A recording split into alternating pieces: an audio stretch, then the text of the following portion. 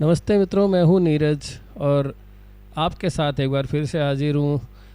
राजस्थान और भारत के सामान्य ज्ञान से संबंधित ये है राजस्थान के साथ साथ भारत की राज्य व्यवस्था के संबंध में जो क्वेश्चंस हैं वो आपके सामने लेकर आया हूं मैं।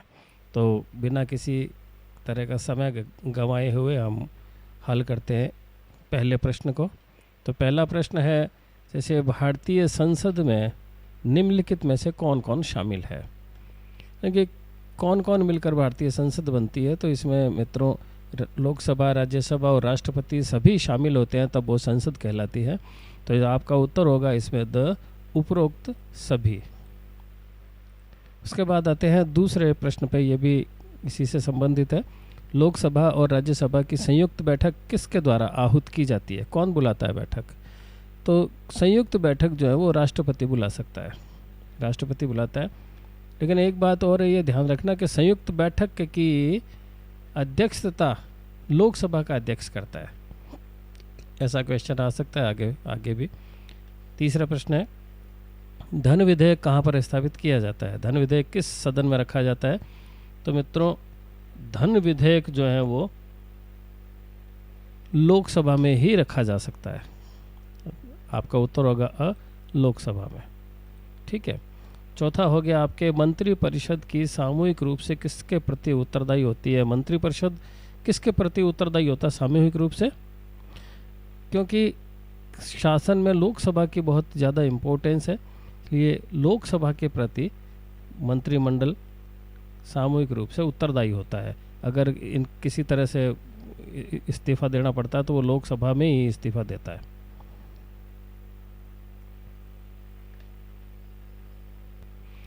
इसके बाद आ गए हम पांचवें प्रश्न पर। पांचवा प्रश्न है, संसद राज्य सूची के विषय पर कानून कब बना सकती है। देखिए, एक राज्य सूची, एक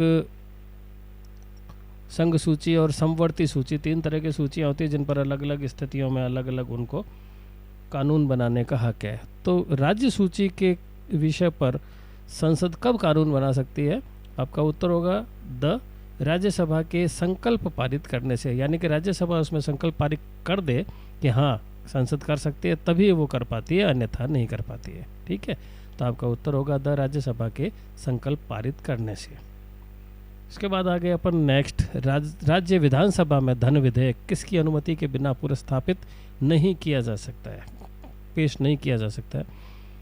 तो इसके अंदर मित्रों राजस्थान या कोई भी राज्य है तो उसका राज्यपाल अनुमति प्रदान करता है, तभी धन विधेयक पेश किया जा सकता है। इसके बाद आ गया, किस सदन में अविश्वास प्रस्ताव पास होने पर मंत्रिमंडल को इस्तीफा देना पड़ता है। ये देखिए, ये वापस आ गया है कि लोकसभा में अविश्वास प्रस्ताव पास होने पर मंत्रिमंडल को इस्तीफा देना पड़ता है। ठीक है।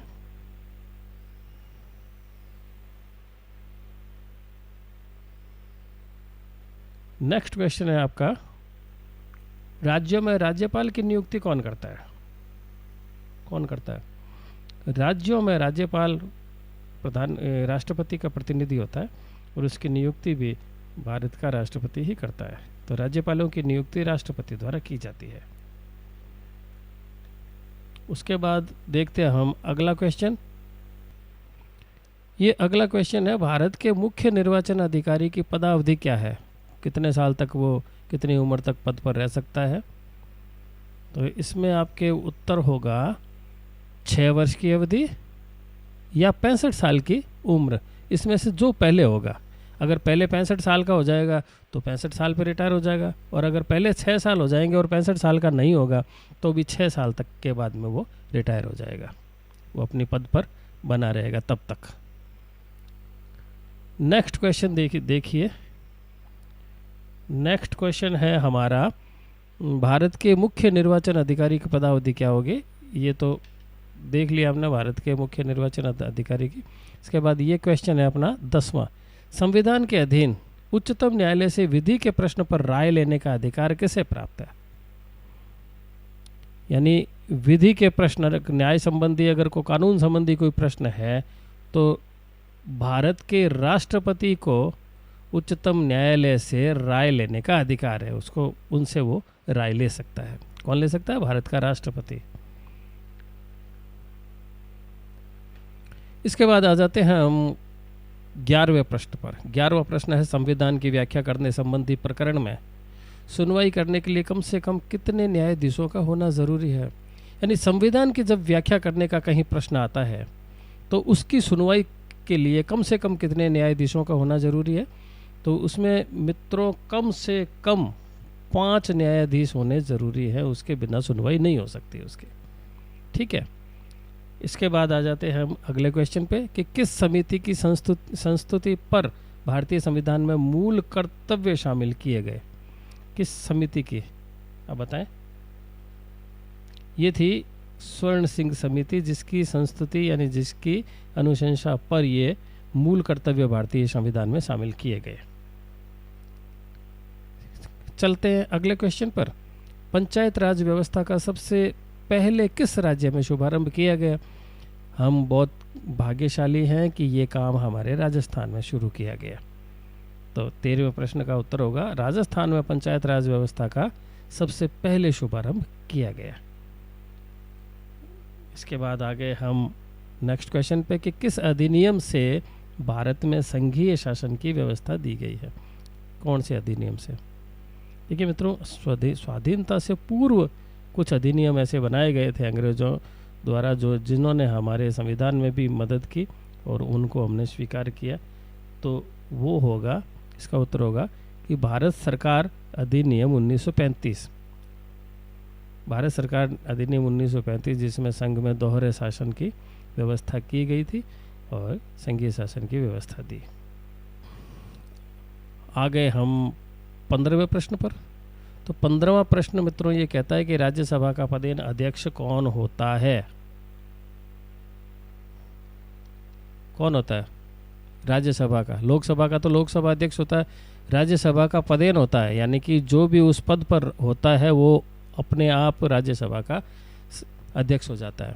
तो मित्रों उसका उत्तर है ब उपराष्ट्रपति। उपराष्ट्रपति जो होता है वो राज्यसभा का पदेन अध्यक्ष होता है।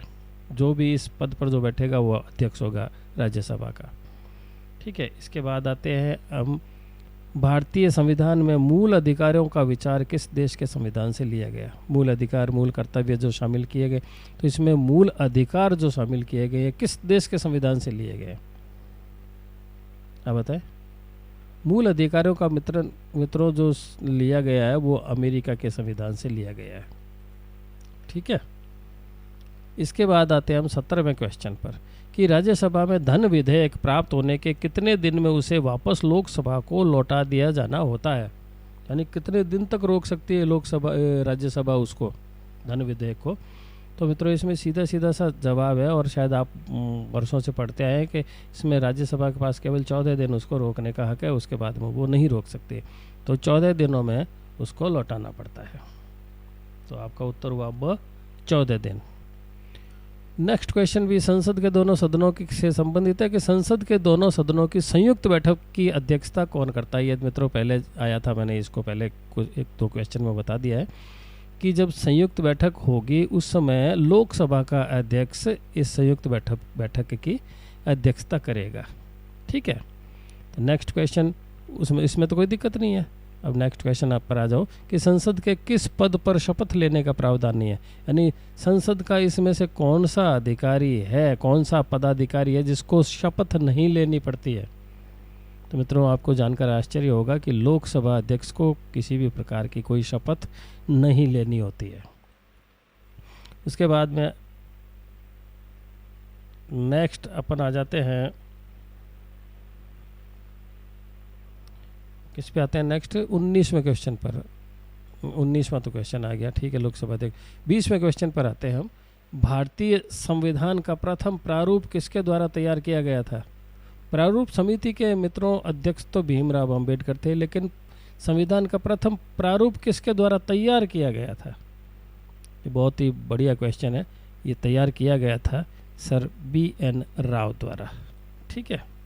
ये BN राव साहब जो थे उन्होंने पहला जो है प्रारूप तैयार किया था। इसके बाद आगे मित्रों योजना आयोग की स्थापना किस वर्ष की गई थी। तो योजना आयोग की स्थापना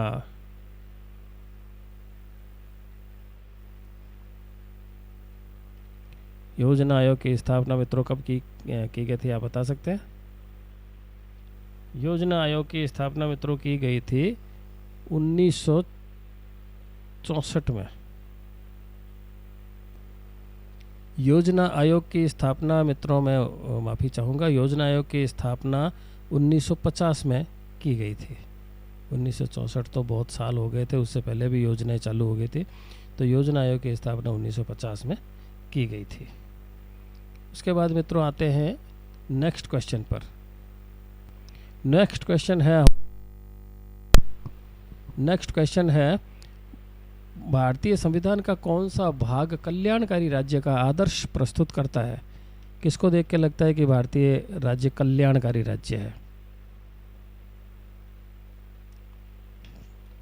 मूल अधिकार, मूल कर्तव्य, प्रस्तावना या कौन सा? कल्याणकारी में राज्य के नीति निर्देशक तत्व मित्र ऐसे हैं जिसमें राज्य से अपेक्षा की जाती है कि वो कल्याणकारी राज्य होगा, वो ये करेगा, वो करेगा, ऐसा उसको करना चाहिए।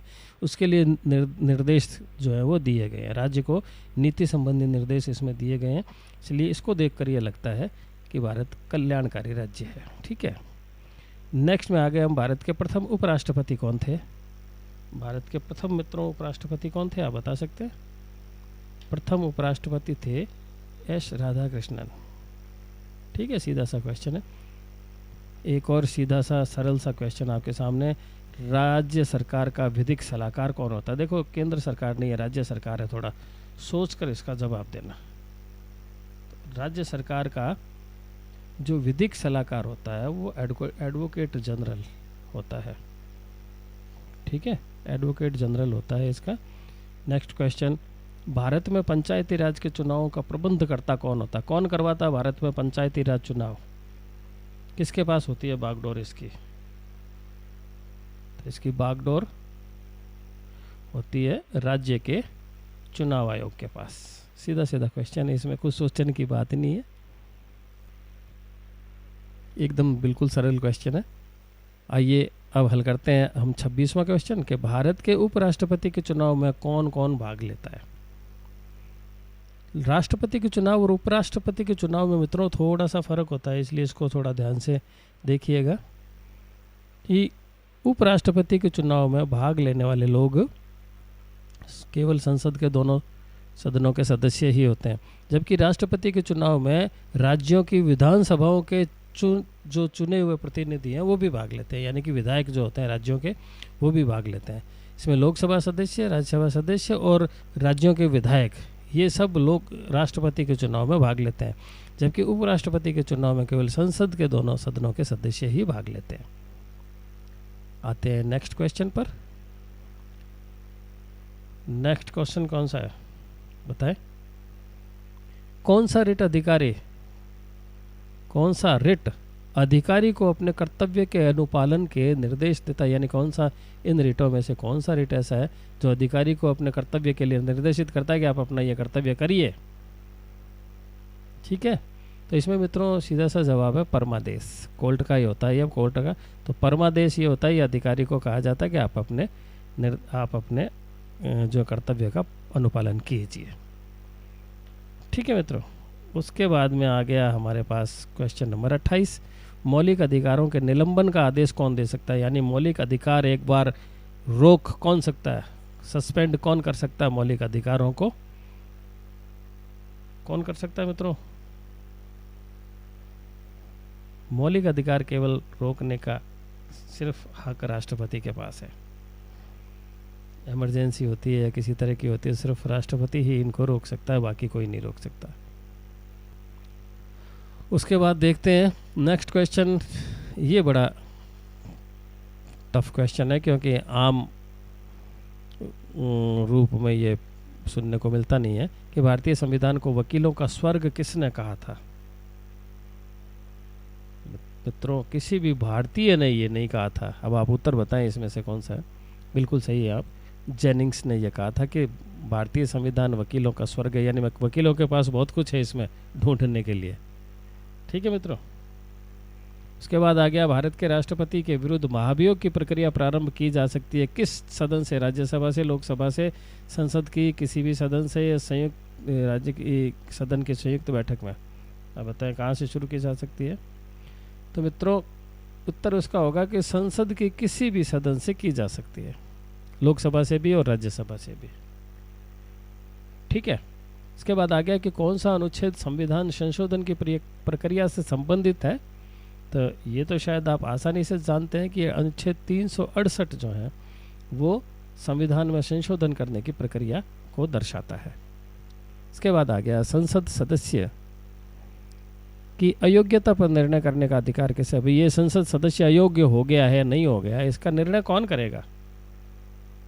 इसका निर्णय मित्रों ये भी लोकसभा का अध्यक्ष करता है कि ये सदस्य क्या हो गया, अयोग्य हो गया है अथवा नहीं। आगे बढ़ते हम पहुंच गए क्वेश्चन नंबर 33 पर। तो 33 में भारतीय संविधान की प्रस्तावना में पंथ निरपेक्ष और समाजवादी शब्द कब जोड़े गए थे? किस संविधान के कितवें संशोधन के साथ में जोड़े गए थे, आप बताएं। तो मित्रों इसका देखो महत्वपूर्ण जो जुड़ाव जो है वो 42वें और 44वें संशोधन में हुआ है। तो अब ज़्यादा नहीं उलझते हुए इसके ऊपर आप लिखें कि 42वें संशोधन में ये हुए थे। इसके बाद आते हैं लोकसभा में अनुसूचित जातियों के लिए कितने स्थान सुरक्षित हैं? लोकसभा में कितने स्थान सुरक्षित हैं, आप बताएं।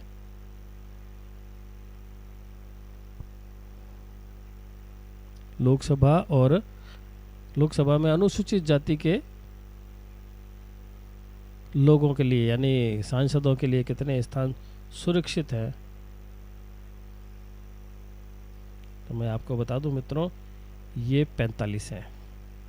45 नंबर जो है ये उनके लिए आरक्षित है। आते हैं 35वें क्वेश्चन पर कि किस अनुसूची में पंचायती राज की व्यवस्था का उल्लेख है? अब ये बताएं कौन सी अनुसूची में पंचायती राज की व्यवस्था का उल्लेख है? तो इसमें सीधा सीधा जवाब है इसका पंचायती राज में 11वीं अनुसूची में पंचायती राज की व्यवस्था का प्रावधान किया गया है। आते हैं 36वें क्वेश्चन पर। तो 36वां क्वेश्चन है भारत में केंद्र राज्य संबंधों का परीक्षण किस आयोग द्वारा किया जाता है? तो मित्रों इसका सीधा सा उत्तर है सरकारी आयोग द्वारा। ठीक है। चलते हैं नेक्स्ट क्वेश्चन पर कि राष्ट्रपति के चुनाव में कौन भाग नहीं लेता है? देखिए लोकसभा के निर्वाचित सदस्य लेते हैं, राज्यसभा के निर्वाचित सदस्य भी लेते हैं और विधानसभाओं के निर्वाचित सदस्य भी लेते हैं। विधान परिषदों के निर्वाचित सदस्य नहीं लेते। मित्रों कई राज्यों में विधानसभा के साथ साथ दूसरा सदन भी है विधान परिषद, उसके निर्वाचित सदस्य जो होते हैं वो राष्ट्रपति के चुनाव में भाग नहीं लेते हैं। कौन निर्धारित करता है कि कोई धन विधेयक है या नहीं? कौन निर्धारित करता है? तो इसका निर्धारण मित्रों लोकसभा अध्यक्ष करता है कि ये विधेयक धन विधेयक है या नहीं। इसके बाद आते हैं 39वें क्वेश्चन पर। तो 39वां क्वेश्चन है कि कैबिनेट मिशन द्वारा प्रस्तावित अंतरिम सरकार में कुल कितने सदस्य थे? उन्होंने जो सरकार बढ़ाई थी उस समय भारत की जो प्रस्तावना थी उसकी बनाने की, उसमें कितने सदस्य थे? तो मित्रों उसका उत्तर है केवल 14 सदस्य। 14 सदस्यों की ही उन्होंने एक सरकार बनाई थी। और नेक्स्ट और एक आखिरी क्वेश्चन हमारा इस क्विज का आ गया है। तो इसमें यदि सदन का सत्रावसान हो गया यानी सदन अभी अगर स्थगित हो गई है तो इस समय कौन आहूत कर सकता है? यानी कि जैसे एक सत्र हुआ, मानसून सत्र हुआ, जैसे मानसून सत्र समाप्त हो गया और उसके बाद अचानक अगर ज़रूरत पड़ गई तो फिर कौन इसको आहूत कर सकता है? तो मित्रों सत्र के अलावा राष्ट्रपति आहूत करता है उसको। ठीक है। तो आज के इन क्वेश्चंस में आपको बहुत ही महत्वपूर्ण जानकारी मिली है। आशा है कि आप इनका ज़रूर जो है वो इन पर गौर किया होगा और आप इनको याद रखेंगे। आपके परीक्षा में ये बहुत ही महत्वपूर्ण साबित होंगे, ऐसा हमें एहसास है। Thank you.